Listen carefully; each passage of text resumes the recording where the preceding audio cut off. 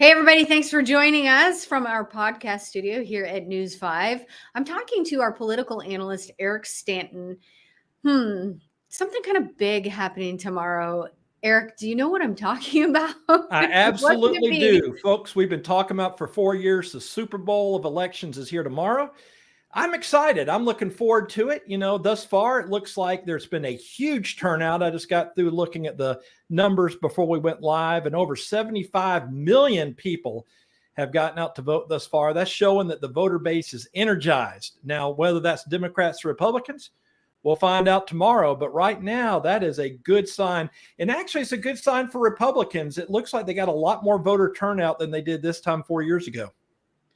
Okay, let's talk a little bit about that. So the poll numbers are saying this and that, but is there a little bit of voter shame? This is cancel culture. If you say you're voting for a certain person, if you come out one way or the other, you're kind of in danger socially. Is that a factor in this election?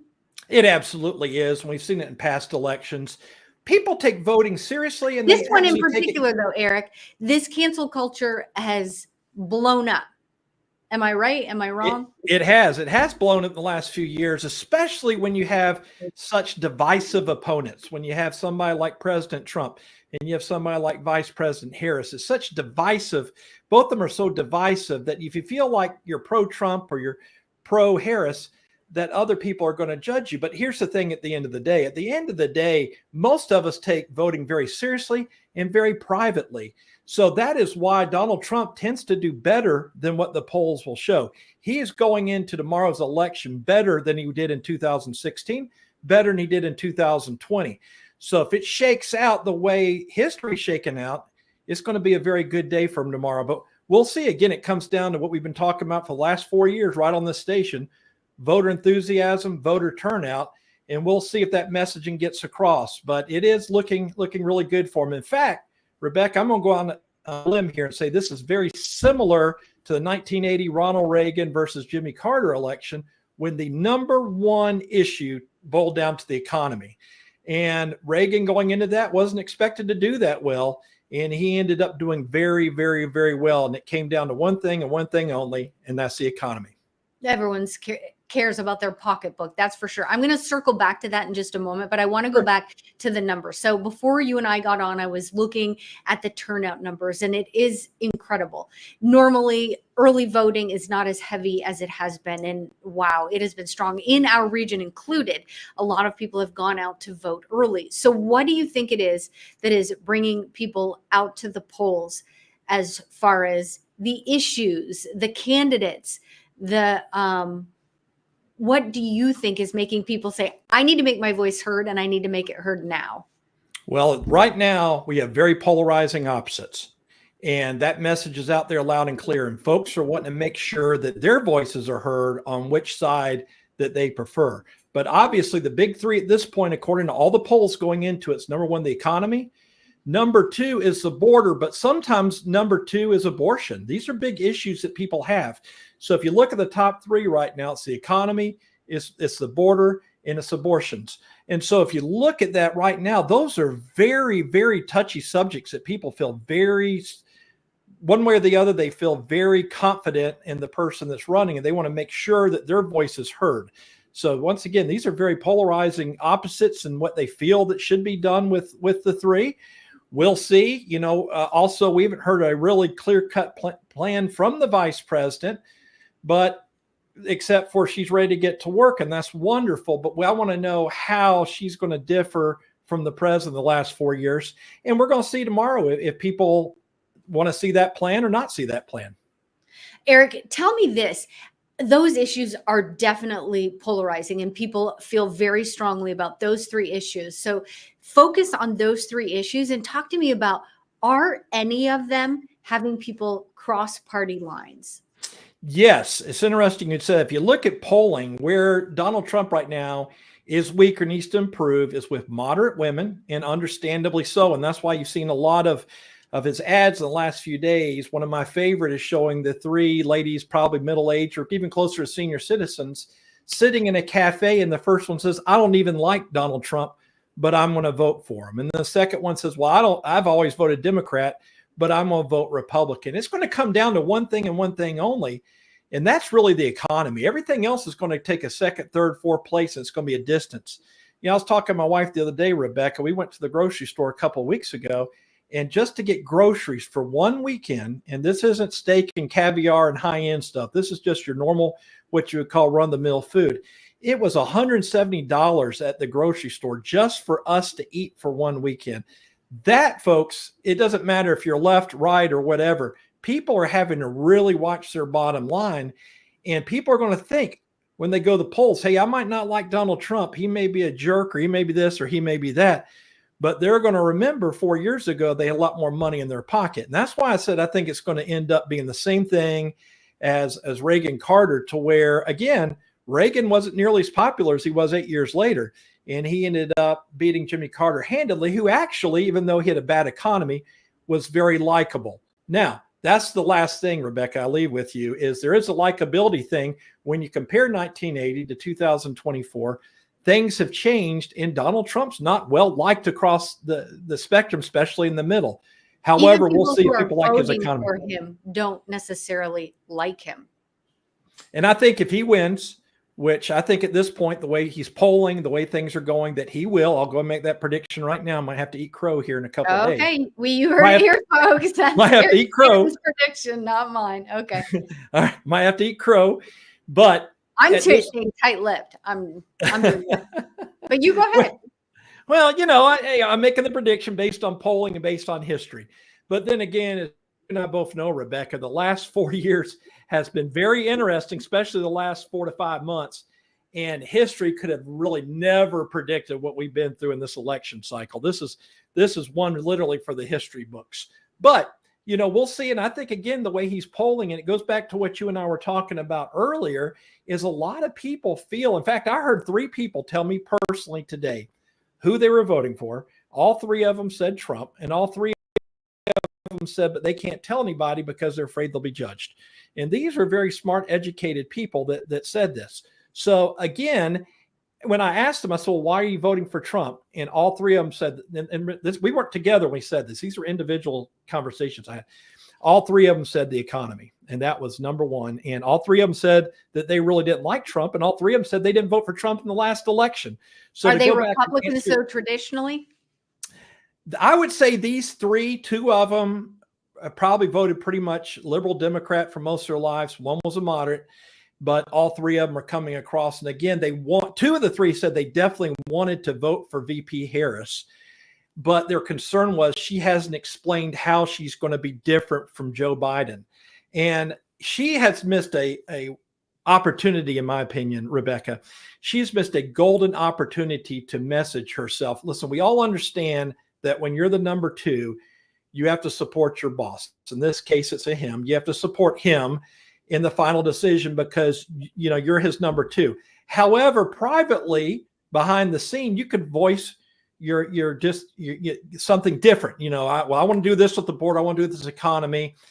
Or here's a plan I've come up with that may help move us forward without insulting your boss. Right. You could actually, and the way I would have said it, if I was advising her, is for her to come out and say, listen, yes, behind the scenes, I didn't agree with the way the president handled the economy. I didn't agree with the way he handled the border. And this is how I would have done it. However, he makes the final decision. I was a good, loyal number 2. And so I supported him publicly. Good. This is how I would have changed it. Good. But instead, it's the messaging for her just hasn't been out there. And she's been avoiding the tough interviews that has caused people to think, including these 3 individuals I was talking to today, that, we know what we had under Trump and we know what we had under Biden, and people are still linking her to Biden. So unless she can unlink herself from Biden, she's going to have a rough day tomorrow. What do you think is hurting our economy the most? You said you had a hard time at the grocery store. A friend of mine in the newsroom just said that his friend did a post about how much she spent at the grocery store over the weekend. It is a familiar theme and a recurring theme. So what's hurting us? Well, number one, there's several things, and depends on which side of the political aisle you ask. Because, obviously initial inflation was up. That caused prices to go up. Inflation's come back down. and we haven't seen the prices trickle back down. So if you ask somebody that's a liberal Democrat, they'll say it's price gouging. It's the grocery stores. It's that price gouging. If you ask the Republicans on the other side, they'll say it's just because of the inflation. But at the end of the day, you cannot get away from that. Look, Rebecca, my wife and I, we make good money combined. We're very blessed to make good money combined. And I'm telling you right now, we're having to cut vacations and watch what we spend because of the price of groceries. And we're cutting coupons and everything else. And I have no idea how anybody in this economy can make it, a family can make it under $100,000 a year right now. Because it's just, that's what's cost. I was looking the other day at the U.S. debt clock. In fact, I encourage our viewers to watch that, usdebtclock.org, and look there. But the average salary in the last 20 years has only gone up $6,000. But the average home price has gone up almost $300,000. And the average cost of tuition has gone up almost the same. So how can people afford this when salaries only gone up a little bit and everything else has skyrocketed? Automobiles gone up over 300% in cost. And so again, people are just, if people are making 300% more, it come out in the wash, but they're not. And so I encourage people, go look at usdebtclock.org and it will open your eyes. I show my students it all the time. And even the young folks, even the Gen Zers, man, it's opening their eyes and they're saying WTF. So they're saying the whole thing. I don't want to get in trouble with the FCC, but yeah, they're saying WTF. You guys can figure out what that is. All right. Well, I want you to expound a little bit about the polling numbers that we've seen thus far in our area. And I know that a lot of times Tennessee leans Republican. What are you thinking in Southwest Virginia? And I'm going to comb through a couple of these comments and see if we have any questions here. Only because Reagan didn't have to deal with what Trump had to in his presidency. If Trump wasn't accused of lies and election interference, let me know. Do you agree with that? Things have changed a lot since Reagan, since 1980. And yes, social media, the internet has been a blessing and a curse. I can go on to the internet and say I'm the Pope and I'm not even Catholic. And there's people out there that would believe it. And so people can go on and say whatever they want to say. Some people think it's just kind of funny just to go out there and cause misinformation. We've seen it with people that do squatting and stuff of that nature, just to elicit a law enforcement response or something of that nature. So yes, I hope, and that's a great question, because this is what's going to come down to, Rebecca, at the end of the day. Whoever wins or loses, if they don't believe in the legitimacy of this election, we got some issues in this country. Because the last election, there was a big substantial number of people that did not believe, and understandably so, based on what they were being told, in the legitimacy of the election. So I hope and I pray that this is a legitimate election, one in which both sides, whether you win or lose, can come to the table and say, okay, I don't like the fact I lost, but it was a legitimate election. Because otherwise we got some problems coming in this country, because you're talking earlier about voter turnout, that we're past the boiling point. We are boiling in this country. We are absolutely boiling. The pot's overflowing.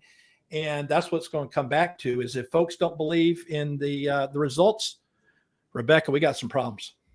So Pennsylvania had some problems with possible voter fraud, but they said they flagged it early, got it under control. Do you feel like we can have fair and legal elections? Do you feel like in this country we are in grave danger of voter fraud, or do you feel like we've got it under control and it is a good, secure process? I would go in the middle. I would say be cautiously optimistic is the way I look at it. Cautiously optimistic. The reason why I say that, Rebecca, even since the beginning of time, there have been voter interference since the beginning of our republic. There's been some type of voter interference. Now, sometimes it didn't matter that much. Sometimes it did. However, here's a situation right now where I'm cautiously optimistic. I'm hoping that both the Republicans and the Democrats have observers at every single polling station across the country, and that they're able to observe and make sure it's a safe and fair process. Again, we will see. There's a lot of eyes on people, especially in this election. But again, when you're talking millions of people voting, I would be naive. You'd be naive. We'd all be naive if we said there's absolutely zero chance of voter interference, because unfortunately there is. It's kind of like when I talk to my students about policing in this country. There's over 18,000 law enforcement agencies. Okay. You can have 17,999 of them do great work and one do bad work. And guess what? It makes for a bad day. And it's the same thing as CIS. I hope and I pray and I hope it's fair, but it's going to be up to the people after it's over to decide if it was fair or not. Okay, so this happened during several elections ago. So this is not related to any recent election, but a loved one of mine was at basic training and they requested an absentee ballot. They did not receive said ballot. So if that happens, if someone had an absentee ballot request or if something happened that they feel is not fair, speak up immediately, right? Absolutely, and file a complaint. I mean, you absolutely have to speak up, file a complaint with whoever was supposed to be issuing that ballot. I have a personal friend of mine who went to vote the other day, and I know he has a legitimate issue because he was on the voter rolls before, and I won't say what county. I don't want to embarrass anybody, but it was up in Upper East Tennessee. And he was on the voter rolls. He's been in said county for a number of years. He's voted for a number of years, has not moved, nothing, went to vote. And they said, you're not on the voter logs. And he had to do a provisional ballot, which I don't know if our viewers and our listeners are familiar with the provisional ballot, but basically they are not counted unless it's a very close and tight election. At that point, they're counted because they can't necessarily validate who the person is or who they're not. So again, but it would very be validated concerning. before counted, right? They would take the time to They would take the time to validate the provisional ballots right before counted. Okay. Oh, absolutely. And I apologize if I missed it, but they count it, but they get counted last. And again, it's if at all. Right, if at all. And again, here's a man I know for a fact has lived in this area for a long time. And again, I don't want to say the county. I don't want to embarrass the county. I don't know what the problem was. Did they explain what they thought may have happened? They just said he wasn't on the rolls. And that's all they said. That's scary. It is scary because, again, I'm not going to say how this man voted because he didn't give me permission to say, even though I'm not saying his name, but he felt very strongly that it was voter interference. You can probably just tell by the way the statement I just made, which way he probably voted. And he feels already that there was going to be voter interference in this election. And this does not help when you have real world situations like this. Mm-hmm. So, I mean, I understand mistakes happen, but it was kind of fishy to me that this man he has moved or something within that county or he's something else. I could see it, but not just to go and be a middle-aged man and all of a sudden you're not on the voter roster anymore. So it's interesting, but he did file a complaint. I'm sure they're investigating. The county, the administrator of elections is a good person. So I'm sure that he/she, I don't want to say again who it is, will investigate and find out why my friend was left off the voting records. But, we'll see what happens. But again, I want it fair for both sides. I know we've been primarily talking about the possibility of it not being fair on Trump's side, but I want it to be fair on Harris's side too. I want whoever wins tomorrow, regardless of whether I voted for him or not, or regardless for anybody else, I want the election to be fair and the majority of people in this country have their say. And then that's who's going to be our next president. 100%. It has to be that way. Otherwise, how can we trust it? Absolutely. So, absolutely. It has to be a thing. So talk to me a little bit about immigration and a lot of people coming forward about immigration. What is the main concern? Is it gangs? Is it the health strain on the healthcare system, jobs? Talk to me about what the biggest concern is. Crime. I think it's all the above. Here's most people in this country, including myself, and polling would back this up. Listen, I love immigrants. I want to welcome them with open arms, as long as they do it legally. Because again, unless you're Native American, all of our families at one point immigrated to this country, and immigration diversity makes this country better. I'll say, I think we can all agree on that. So I have absolutely no problem with legal immigration.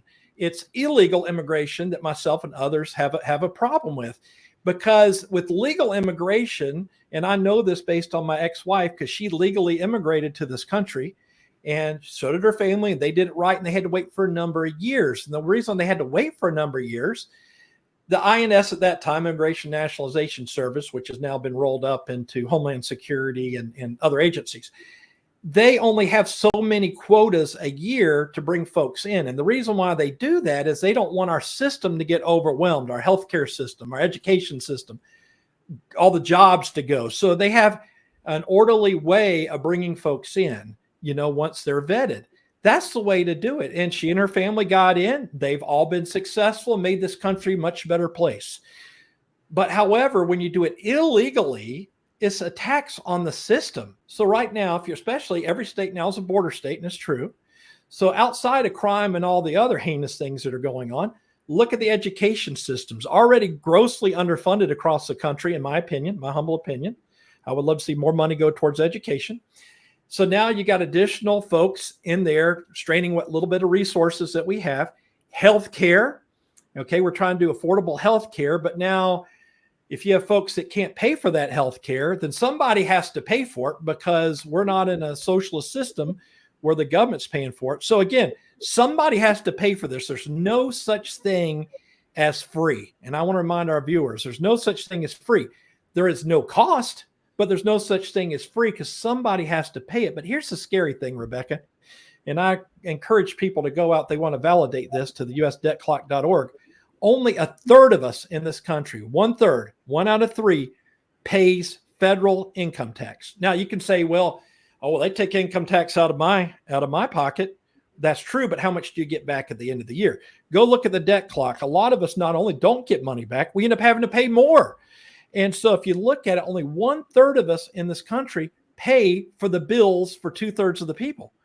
So it's very concerning. People have that. And again, that also leads to inflation. And again, that if Vice President Harris loses tomorrow, whenever there's a concession, whenever that is, later this week, whenever, it would have been for one thing and one thing only, and that's the economy. And then in my opinion, a close second would be immigration.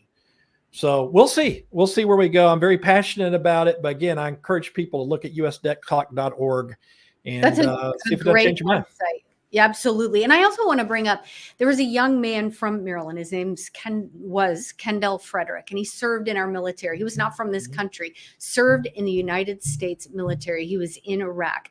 And this young man was required to leave his safe base to go get fingerprints because of this stringent system. And as a Canadian citizen, in becoming an American citizen, had to go to several checkpoints over several years, depending on where I lived. When I was living here, I had to drive to DC and then also to Charlotte to get fingerprints. When I was living in Watertown, New York, I had to drive to Buffalo. When I was living in Columbia, South Carolina, I had to drive to Charleston. This happened multiple times. Well, this young man was serving his country and had to leave his safe base and go get fingerprints because of how stringent the system is. And then he was killed when he was traveling to get those fingerprints. Well, a law has since been passed in his name to prevent that from happening for kids who are serving in combat. But are you kidding me with opening the borders and letting people flood in when that young man died, Eric, to go get fingerprints? So it's got to be a system that's fair for all and that is not just a floodgate. I agree 100%. First off, God bless that man. God bless his service to our country. I've also served 32 years in the United States military, active and reserve. So obviously the military is near and dear to me. And yes, besides God blessing him, our government, unfortunately, our republic, as probably the best republic in the world, in my opinion, has its flaws. And one of its flaws is absolutely full of bureaucrats that don't make the right decisions for various reasons. And you just hit a nerve with me because you're exactly right. My ex-wife, when we got to this country after Desert Shield and Desert Storm, we lived in Johnson City, Tennessee. She had to get fingerprints, some of that stuff you're talking about. Even though we did all that stuff over in Ankara, Turkey, and did all that stuff, we then had to do some follow-up appointments in this country. Well, as soon as we called, again, at that time, INS, they're like, well, you have to come to Memphis for everything. And we're like, Memphis? Don't you have an office in Atlanta? Yes. Louisville? Yes. Charlotte? Yes. Why can't we go to there? They said, you have to go to the office in your state. Mm-hmm. I said, Memphis is 500 miles from Johnson City. Dead silence on the phone. Lady came back. Well, I didn't think of that. And I said, Atlanta's 270, Louisville about the same, Charlotte about the same. She said, I'm sorry, that's where you have to go. And Oh, again, it's not, our system is full of bureaucrats that a lot of times don't make good common sense decisions. You've seen that. My ex-wife saw that. That soldier you were telling me I about. went to DC for my fingerprinting, and I, to the letter, followed their checklist. And they said, oh, you need this. And I'm like, show me on the list where I need this. They're like, we're so sorry. It's not on the list, but you need it. And I had to leave and go get it and spend another 2.5 hours figuring it out. Anyway. Listen, I get it. I get it. That's why I have a lot of friends that are and good friends that are conspiracy theorists, and they think the government can do all these different things. And I said, take it from somebody who's worked at the state, local, and federal government level. And as powerful as we want to think it is, I use this analogy all the time. It's kind of like the Wizard of Oz at the end, where it's federal government, see, I'm the great Oz, and everybody thinks it's that big thing that's blowing smoke and fire and everything. And it turns out it's some little bureaucrat behind the screen that's pulling the strings. And that's really what our government is. And that's why, now I know we're not talking about this right now, but that's why I'm a huge proponent of term limits. I'm a huge proponent of term limits. I think it should be 6 years for a representative. Then that way that would give them 3 terms in office, and 12 years for a U.S. senator. That would give them 2 terms in office. After that, they need to go home, because right now we got 435 representatives, 100 senators.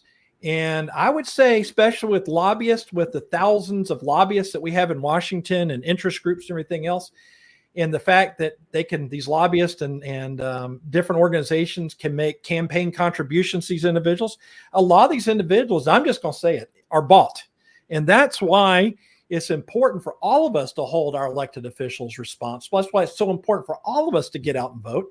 And that's why it's important for all of us to look at stuff like term limits, because that's enough. That's enough time. After that, you need to go home, because after that, you have too many people in your pocket. All right, let's circle back to the election. Let's talk about, so it's down to hours now. What do the candidates need to do? Is it too late? Is it just is what it is? Or is there something that can be done in this 11th hour? Interestingly enough, still, when we came on here, 8% of the people, at least that's what the polls are saying in this country, are undecided. I find that kind of hard to believe, because usually most people at this point have made their decision. But there's 8% that can still be persuaded. So both of them, the advice I'd give both campaigns at this moment is until the voting precincts open, continue to push and push hard. We have 3 states that don't do early voting. Okay. And that's Alabama, Mississippi, and New Hampshire. They do not do early voting. So not a single one of their citizens have voted yet. Now, none of those states are huge as far as a huge population. Sure. But still, that's people that can be changed. But this 70 million that already voted, oh, you better dang well know those folks were decided, and a lot of them were chomping at the bit. And I personally know people on both sides of the political spectrum that day one, when early voting was open, they were there and they were madder than hell and they were ready to vote. Ready to vote. Okay, well, let's talk about the voters. Let's talk about, and this will be my last question. I'll let you go. I know you have a busy day. But what about the voters who are in a blue state, a red state, and they're saying, well, it's a done deal. I'm in a blue state, and that's that. Oh, I'm in a red state, and that's that. And they're going to sit home. What would you say to those voters who say, well, it's in the bag for my candidate or not my candidate, and I don't need to have a say because there's no chance? A lot of people feel that way because electoral college, and this is what I tell people, even if 1 or 2 votes on the top Super Bowl election, the president, what it does matter is the down ballot candidates that are running. You're not talking all the way down, some even on local level, constables and stuff like this that are running, or mayors or stuff like that.